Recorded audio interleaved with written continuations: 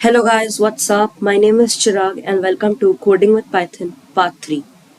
In my previous video, I said that we are going to make a calculator, but you guys need to learn two more statements of code to make a calculator. So without wasting any time, let's learn the first statement. The first statement is related to taking input from the user. So to take input, you have to do something like this. First, you're going to create a variable. I am going to write in a variable just for now because I don't know what to write. So variable and is equal to, and then we are going to write input as in everything in lowercase, and you can see that it's color coded as red. That means it's a keyword. And if you don't know what a keyword is, then you can go to my first Python video and I'll link it in the description. Anyways, let's continue. So and then we are going to put brackets, the regular ones, and double quotes if you want to like give a hint or a message to the user, and we can write anything we want. So I'm going to write hello, comma, enter a number. When I run this,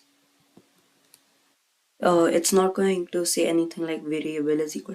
All it's going to say is hello, enter a number, which was written inside the inverted commas or the double quotes. So because it's a number, I can say 44, and it's just gonna say program finished because we didn't write anything after that. And now the problem with this is that sometimes people, instead of entering a number, they can also enter letters in A, B, and it's not going to do anything. So what we can do is like we can specify that the input has to be an integer. So to do that, all you have to do is write int before input and give two brackets. So let's do it. So before input, I'm gonna write int, which is the short form of integer, and brackets open. And because we have opened a bracket, we have to close it. We'll close it at the end and bracket close. And now let's run it. So if I run it and I enter AB, it's going to say variable is equal to input and all that kind of stuff, because it's like now it knows that the input has to be an integer, and it's going to say error.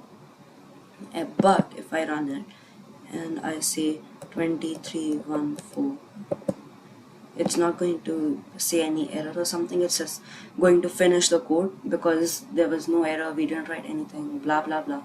And yeah, that's it.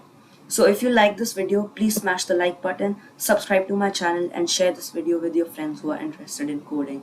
See you in my next video. Till then, goodbye.